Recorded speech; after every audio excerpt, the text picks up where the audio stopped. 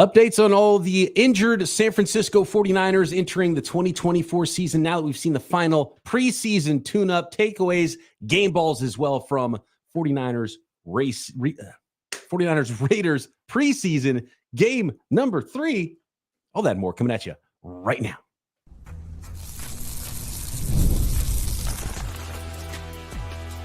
You are Locked On 49ers, your daily San Francisco 49ers podcast. Part of the Locked On Podcast Network, your team every day. Welcome to Locked On 49ers. Brian Peacock and Eric Crocker at BD Peacock at Crocky209. Thanks, everybody, for making us your first listen right here on the Locked On Podcast Network, your team every day. Appreciate all the everydayers out there, and we especially appreciate it when you hit that subscribe button. So help us out. Do that right now. Hit that subscribe button on YouTube or wherever you are listening to this podcast. Today's episode of Locked On 49ers is brought to you by FanDuel.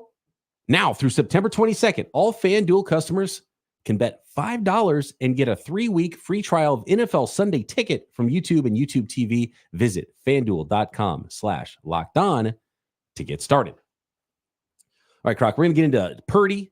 He said he feels ready to go.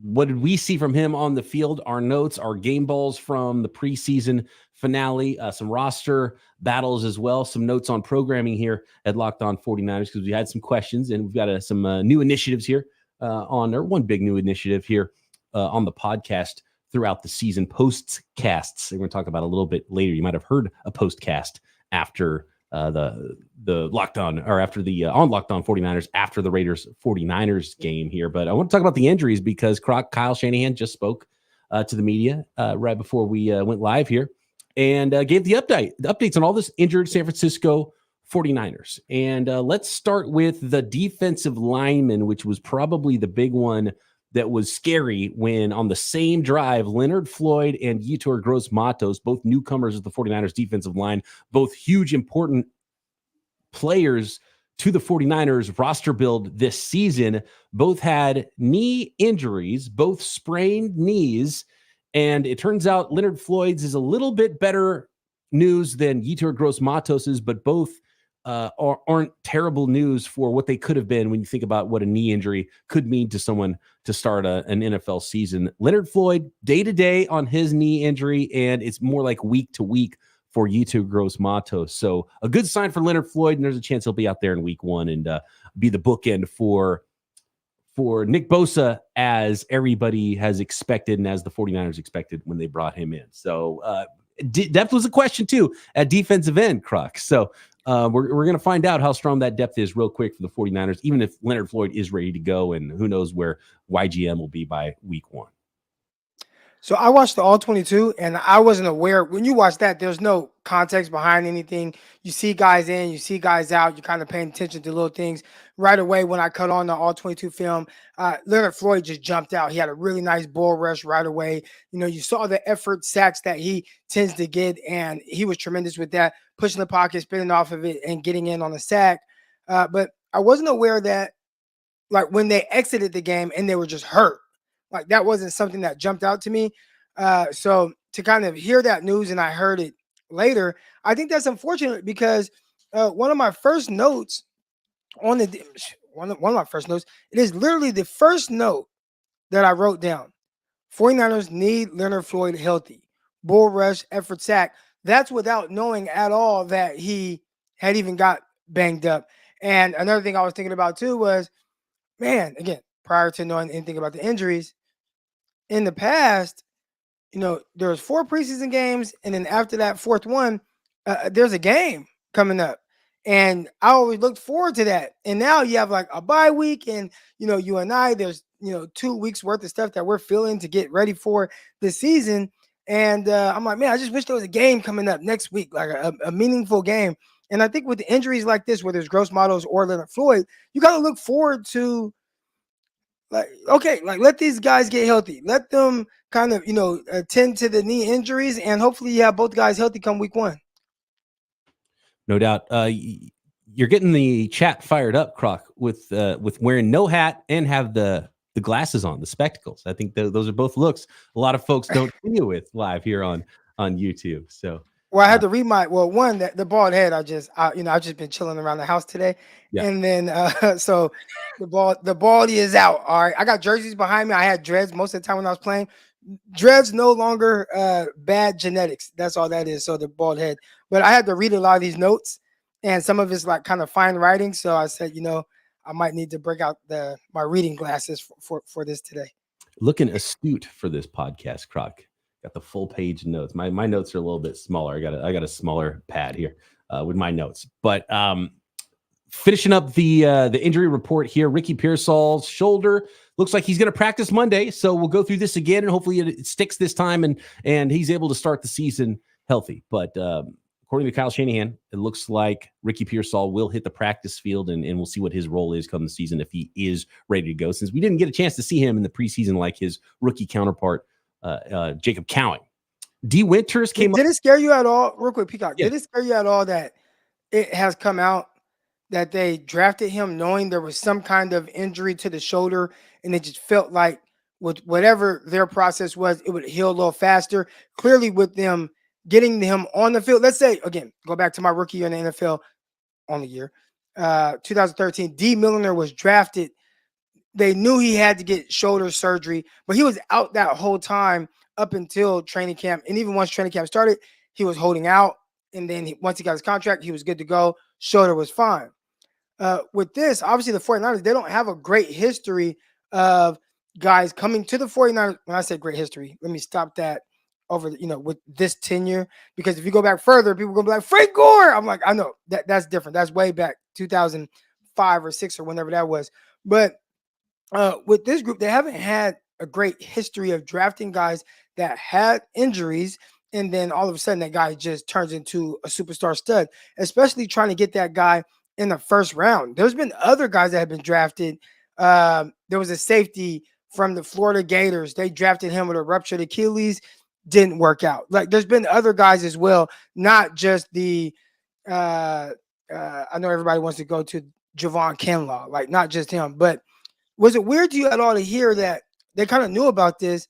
They had him practicing, and then he had to go back out. Then he had the blue non-contact. Then he had to go out again. And now it's like, well, just sit out all the preseason, all due to an injury that they knew about.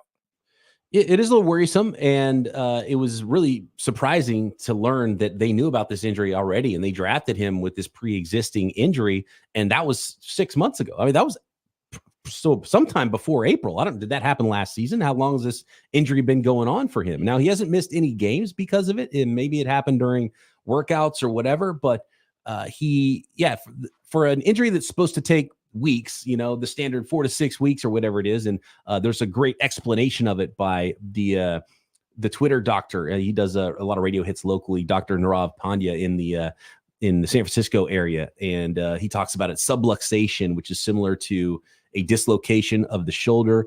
And it depends on if it's something that needs to heal naturally, which they're trying to do with no surgery. But if there's other stuff in the in sort of the ball and joint, you got to go. It's at Dr. Nirav Pandya. He explains it better than I can. I'm trying to just relay you how I remember him talking about it.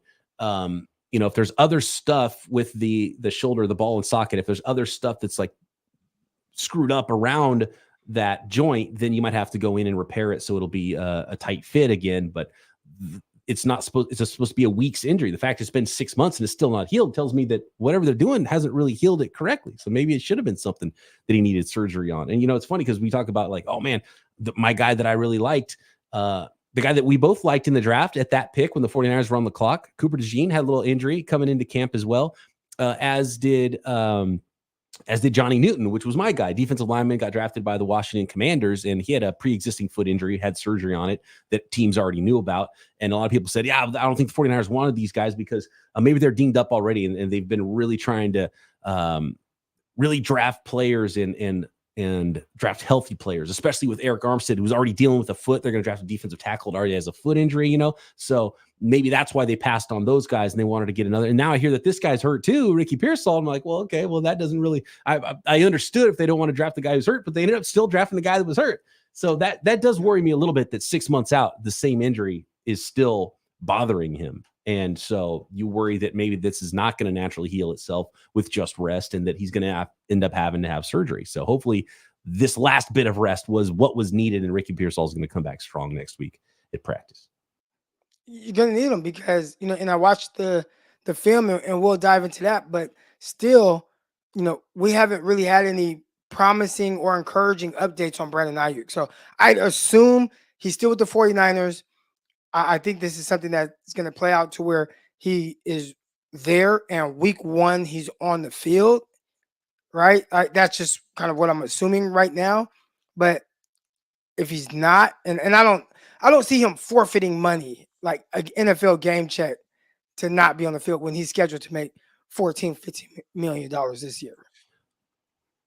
Jamar Chase showed up at practice today when he was holding out for the Cincinnati Bengals. So, maybe this is the time now that he would show up, and that was without a deal. So we'll see if Brandon Aiyuk follows suit. All right, more game balls, more takeaways from this game, a couple more injury notes as well.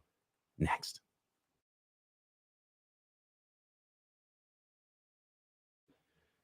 Today's episode of Locked On 49ers is brought to you by LinkedIn Jobs. When you're hiring for your small business, you want to find quality professionals that are right for the role. That's why you have to check out LinkedIn Jobs. LinkedIn Jobs has the tools to help you find the right professionals for your team faster and for free. And LinkedIn just isn't a job board. LinkedIn helps you hire professionals you can't find anywhere else. We're talking about hundreds of millions of professionals on LinkedIn and tons in your area for your small business to hire. And even those who aren't actively searching for a new job, but might be open to the perfect role, in a given month, over 70% of those LinkedIn users don't visit other leading job sites. So if you're not looking on LinkedIn, you're looking in the wrong place. And LinkedIn knows small businesses are wearing so many hats, so constantly finding new ways to make the process easier. And they even just launched a feature that helps you write job descriptions, making the process even easier and quicker. So post your job for free at linkedin.com/LockedOnNFL. That's linkedin.com/LockedOnNFL to post your job for free. Terms and conditions apply. Peacock, one thing with the Brandon Aiyuk situation that I did not take into account, and I'm glad who brought it up right here. Jan in the chat, he said, can't he, Brandon Aiyuk, fake a back pain and still get paid? That's what Jalen Ramsey did.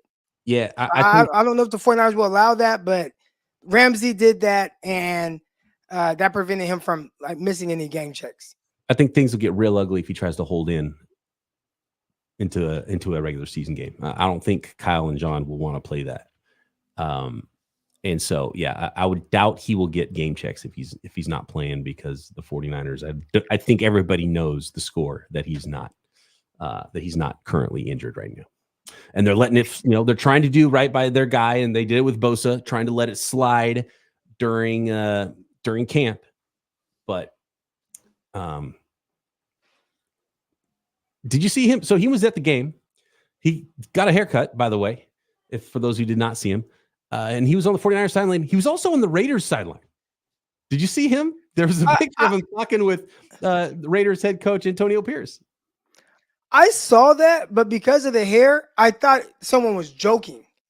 So they were like, oh, Brandon Aiyuk looks like he's getting traded to the Raiders, and it showed him on the sideline and with Pierce, I think he was talking to at the time when I saw the picture. Yeah. But I know Brandon Aiyuk with his dreads, that's all I've known. So I didn't even, it looked like him, and I just thought it was a joke. People were being funny. You're saying this was a real thing, like he cut his hair. It looked like I saw a photo of Brandon Aiyuk. He got a haircut. Yeah, I saw him with his haircut. So he definitely got a haircut. It looked like Brandon Aiyuk after he got a haircut, chatting with Antonio Pierce on the sideline. Usually guys go with the big haircut and the big change in how they look, how they dress after they get paid. So maybe that's a sign that they're closer to getting paid. And he's going with his new season look. I got to see this haircut for Brandon Aiyuk. Real quick, while you look that up, the rest of the injury notes from Kyle Shanahan on San Francisco 49ers. So Pearsall will practice Monday, day-to-day for Leonard Floyd, week-to-week for Yetur, Gross-Matos. Hufanga, they're still not sure if he's going to start the season or not on PUP, so they're still trying to make that decision. And then D. Winters with his ankle is going to get an MRI, and we'll find out more on D. Winters if that's a serious injury or not to his ankle. So those are the injury updates on the San Francisco 49ers this week. 2 weeks out from week 1. And 2 days from one day, really essentially from cutdown day in the NFL. We'll get to the 53, and I want to talk about some of those roster battles, who might have won a job and who didn't. Let me know if you find that picture of Brock Purdy with Antonio Pierce. Let's talk Brock Purdy. Do you think Brock Purdy looks ready to go for the regular season? Was he dealing? Because it's kind of Brock Purdy's kind of like a Rorschach test. Depending on who you ask, they say, oh, this was a bad throw, or this was a good throw. This is a bad decision. Oh, this is on the receiver. This is on the quarterback.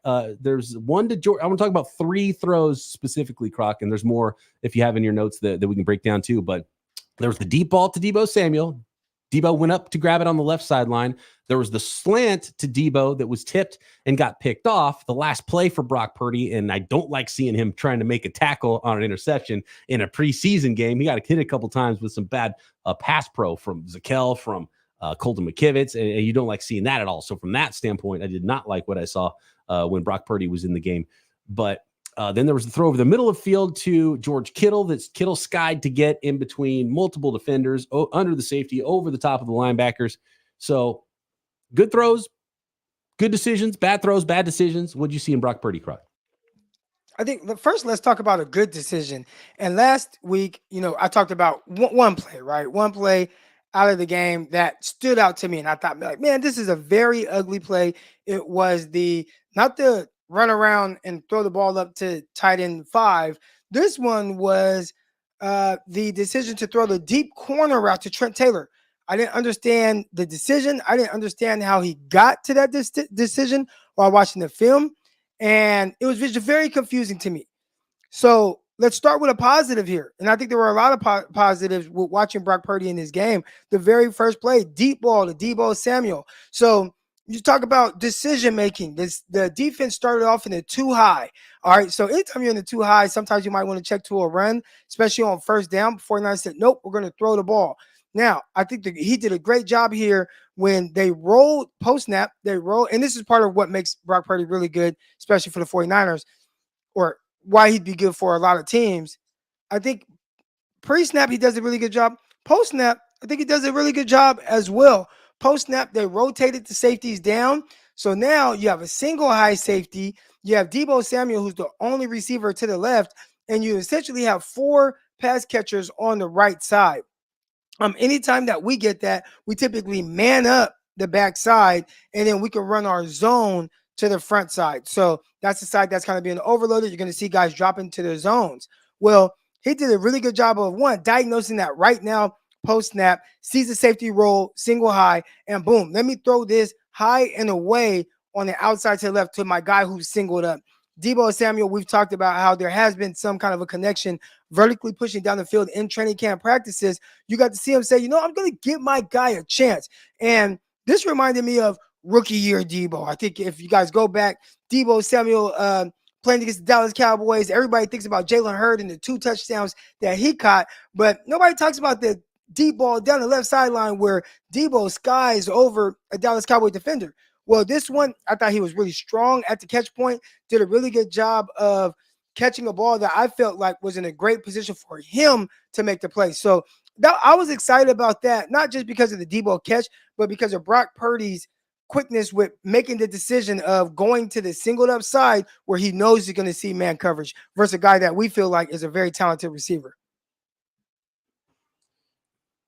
Was it on Deebo not getting open enough? Was it on the throw from Brock Purdy on the interception? We've talked about Deebo Samuel last week, right? And like, how much can you look into individual drills? But I thought Deebo Samuel did, when he's going through things to create good habits, he's not really creating good habits. A lot of the moves that he makes is in place. He's not doing a whole lot to get outside the frame of a defensive back, especially on short and intermediate routes, right? Like if it's a comeback, slants, outs, and slants is something that he typically wins on. I think he's a little bit better versus zone than just pure press man when it comes to being able to run those slants. Well, you saw him run a slant there. He did his moves in place, did not get outside the frame, so he didn't open up the cornerback. I'm actually, when we get done here, I'll be live with my defensive backs. I'll be showing them that play on how the cornerback stayed square. Look, the receiver, he can chop in plays, but if he's not moving right, watch those hips as opposed to watching the head and the shoulders. He didn't move the DB at all. The DB stayed square with him. Debo, broke his slant off, and the DB was right there. So, that again that's Purdy trusting his guy. You know what I'm saying? Okay, I don't have Brandon Aiyuk out here. All right. If he would have looked to the left with Jacob Cowen won on his route. He maybe would have scored, but that's not where I'm looking. My guy is Debo Samuel.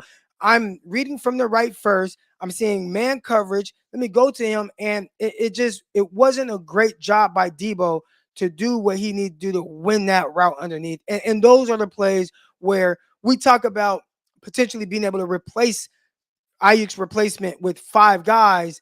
On plays like that where you need him, it's really difficult to replace him because of what he means to the offense in those situations. All right, next, I want to talk about some players that might have won themselves some places on the 49ers 2024 53-man roster, and we'll give out some game balls to finish up this episode of Locked On 49ers. Today's episode brought to you by FanDuel, America's #1 sportsbook. And there's a reason FanDuel is America's #1 sportsbook. And you've heard us talk all about him here on the podcast. And it's because they give you special offers like this one for football fans to start the season. Now through September 22nd, all FanDuel customers can bet just $5 and get a 3-week free trial of NFL Sunday Ticket from YouTube and YouTube TV. Then with a YouTube TV base plan, you'll be able to watch every regular season Sunday afternoon out-of-market game. All you need is a Google account and a current form of payment, and you can cancel at any time and watch those San Francisco 49ers, especially if you are out of market, and watch every other game out of market if you are in market for the San Francisco 49ers. So just visit FanDuel.com/lockedon to download America's #1 sportsbook. That is FanDuel.com/lockedon.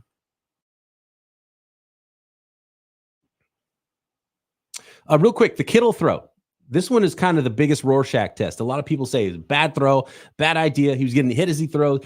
Maybe if he wasn't getting hit, the throw would have not been in the right place and had been in the wrong place and got picked off. I saw that classic Brock Purdy guts. I think it's kind of a dangerous throw. But again, kind of like the Debo throw, but that's one-on-one. This is a lot of bodies around, but he made the throw. The throw ended up going in the right spot, and his player went up and got it. So I can't say what would have happened if something else didn't happen because none of those things happened. The way it happened, I thought it was a good throw and is in the right spot. Brock Purdy standing in there, staring down the barrel, as they like to say, getting hit while throwing the ball. I have seen a lot of different takes on this specific play floating around the old X app. And my opinion of it is whatever he thought he was trying to do, he did it. It's all right. Yes, I'm getting hit, but I'm gonna let this go. I'm gonna throw it high, kind of layer it over the linebacker, but in front of the deep safety, and get it to my guy George Kittle, who's a playmaker. And was it the prettiest in the sense of just how it all looked? No, he's getting hit while throwing the ball. Could he, if he would have stepped into the throw, would he have got as much air on it as he did? We'll never know. But I think when he let that ball go, when it got out of his hands, whatever he was thinking the outcome would potentially be as a positive of the 49ers, that is exactly what happened. So that's all I can judge him off of on that. It's not like I could see if he threw it and it tipped off the linebacker's hands and then George Kittle catches it. Then you could say, oh, man, that was a terrible decision. That was a bad throw. But none of that happened. It went right to George Kittle. He was the only guy that got a hand on the ball. So for me, I think that was a very positive play.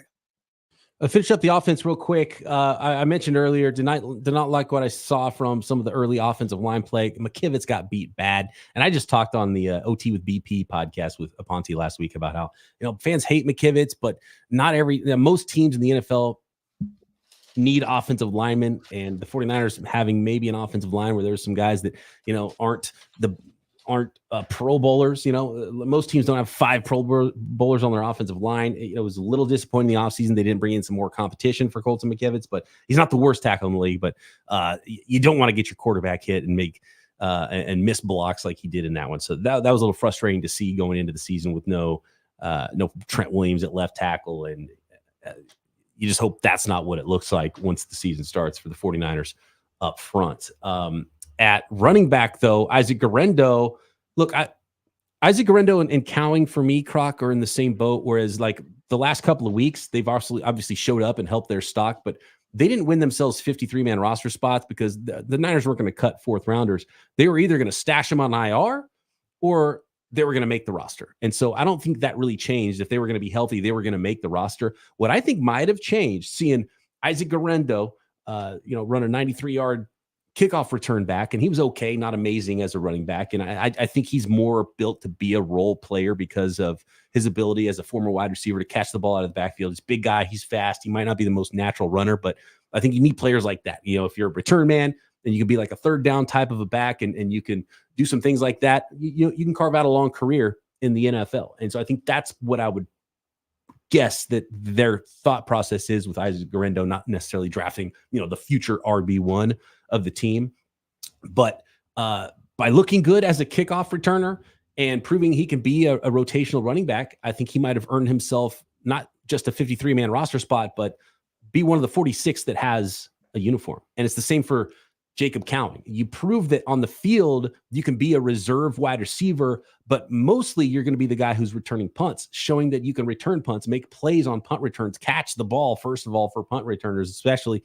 I think that's huge. So I think the Guerendo and Cowen conversation is, did they earn a jersey as part of the 46 guys that are up on game day? Because I think if they're healthy, they're going to be locks to make the 53 anyway. And the fact that they came back healthy after some minor injuries and weren't just put on IR and redshirted is a really good sign for them. I think Jacob Cowen definitely did. One of the things that stood out to me right away, that deep dig that he caught over the middle with the oncoming safety, being able to hold your concentration, focus on the ball, catch it with kind of, a little extended there with his hands and tuck that ball away, but not drop it, right, with that safety coming on. I thought that was big time there. I thought he also did a really good job of getting separation on underneath routes, and then to watch his patience on his touchdown catch, really kind of pushing inside or pushing out, setting up that cornerback to be on his outside shoulder, breaking that route off, catching it in between two defenders. I thought that was terrific as well. Now, Guerendo, I'm not sure. I understand people are really excited about the kickoff return, and that's awesome. If he could be somebody that continues to flip field position that way, set up short field position for the San Francisco 49ers, that's awesome. But as a runner, I didn't quite see it. I didn't see it. I didn't feel it. Now, again, I'm watching all 22. So you don't really kind of get caught up in the emotions of what's going on. You just kind of watch and note what you see. And I just didn't see a back that is quite dynamic enough for me. It's kind of just, once I get going this way, it's kind of that it's not really quick. It's not his my foot in the ground. I thought he missed some cutback lanes. And again, the vision, running in the offense, maybe more that could help him, but maybe that's it, right? Just not a lot of reps right now. He'd been hurt a lot throughout this offseason. But I think it was more of kind of what we saw from him in college, which is why he wasn't the lead back at his college, and he kind of, every third drive, you'd see him in there getting touches. And it's not that he wasn't quite able to be productive, but just watching him, it was like, I know if he needs to run away from somebody, he has good open field speed, but to see his speed, you have to see him in the open field, as opposed to a running back that is really good from the line of scrimmage to 10 yards downfield, having that burst, having that change of direction. I didn't quite see it with him, at least in this preseason game. Maybe a little healthier, you'd be able to see that. I saw the similar guy we saw on his college tape. His speed is more of the build-up variety, and that's why I said I picture him more of as a role player, not a true top running back. I don't think that although people say Mostert because of this top speed, the 4.3, it's like I don't know about that, but I think he is better on those outside zone runs where he can stretch the play, get up to speed, and then go. I think that will suit him a little bit more than working in between the tackles. Even though he's a big guy, you would expect he's a great in between the tackles runner. I don't know if that's his strength. Somebody else asked who can be Tavarius here asked what running back can be put on the practice squad. I mean, I think the running back thing is set. It's Guerendo and Mitchell and Mason and Christian McCaffrey, and they're going to waive Breida and Schrader and probably bring one or if not both back to the practice squad. I think it's really the only way to play this one, unless there's still an injury with Mitchell, and then I think it'd still be Breida that makes it. And I think they would allow a team to claim Schrader. Not that they want to necessarily, but I think they'll waive Schrader and bring it back to the practice squad. Defensive side of the ball, when you were talking about the bull rush, were you talking about the run play where, and by the way, Leonard Floyd, he's wearing 56. He's a slim guy. He's got so much more power to his game than you think he would coming off the edge because of how big he is. But there was a play where he and Malik Mustapha came from the second level and just annihilated the right side of the Raiders line when they were trying to run a play and just destroyed it. And it was just all like the power that Mustapha brings. Like it's crazy. And they just absolutely wrecked one play as a tackle for loss, and just love seeing that. So I know we have some questions, Croc, about the defense, and Alan here says, we ain't going to talk about Renardo Green getting sliced and diced by second stringers. Did you see that from Renardo Green? Again, when you watch all 22, it's a little different. You kind of, I don't know, it's hard to explain it because it's hard to see what is consistent. I saw him. There were a couple of times I was like, okay, you gave up this out route. I think he gave up like a dig route or a crosser at one point. I didn't really quite note that. The things I was paying attention to the most from Green was the contrast between him in press and him in off coverage. Like though that stood out and was very glaring to me. In press, he was very comfortable. He was square. He was. If you look at the reps where, he forced a few incompletions and they were all with him, like playing at the line of scrimmage, playing press, being able to read guys down. He had like a third down stop. He had another stop. That looked great. When I saw him off, he just wasn't triggering with quite the same confidence, with anticipation. And that was the difference. So was he getting sliced up by guys? Like, I don't know. I really couldn't tell you, but I did notice the difference between him lined up at the line of scrimmage and when he had to play off. So I prefer him at the line of scrimmage. We know that's what he did well at Florida State.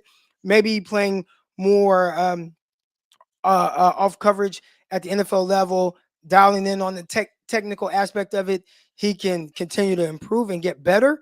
But I definitely saw a more confident guy at the line of scrimmage, as you would expect, because, again, that's what he did very well at Florida State. I like seeing Collins, the new addition on the interior of the 49ers defensive line, make an appearance. So it's good to see Floyd and Collins out there and making some plays and looking like, NFL starters out there and guys that can make a difference for the 49ers. So I liked seeing that. Didn't see the injuries to YGM and Leonard Floyd. What else stood out to you on the defensive side of the ball, Croc, before we go? Watching Samuel Womack. They've been working him at nickel. Again, his rookie year, he started 2 games at the nickel spot. At the nickel, it was just like, I didn't feel like, this is a guy that's just going to make the team playing in the nickel. And I'm watching him like, maybe they want him to be that backup nickel guy, even though they kind of cross-trained Green to be that guy. But watching him on the outside, I saw a different version of him where it was just like, this is what I do. Like, I'm more comfortable being out here. And it reminded me a little of the 49ers with DJ Reed, where DJ Reed, they had this guy, he was at Kansas State. He played on the outside his whole life. And then 49ers were like, we're going to draft you and we're going to play you at safety and at the nickel spot. And then we're going to put you at number 49 or whatever you were coming out as a rookie in preseason so that you're even more uncomfortable. And you didn't quite see the best version of DJ Reed. He goes to the Seahawks, plays very well as an outside cornerback. He goes to the Jets, get paid big money, and he has one of the best tandems between him and Sauce Gardner in the NFL. I feel like 49ers maybe, did they do some of that with Womack, where it's like, dude, I'm very comfortable on the outside. I get it. I'm only 5'9", but I can run well. I have long arms. Leave me on the outside. I watched a much more confident version of Womack on the outside as opposed to watching him in the slot, trying to figure out how to have that feel for the spacing and whatnot. And you'd assume by this time he might get it, but he just seems to be more comfortable playing on the outside. Tomorrow, Croc, we'll talk a little bit more about the roster battles and who is winning, losing, who should be the final 53 men on the 2024 roster for the 49ers. Hopefully we'll get some news on Brandon Aiyuk, but we might get some other news, like Niners maybe trading some. One of our listeners said, hey, what about Jim Harbaugh giving a 7th round pick for his old college wide receiver, Ronnie Bell?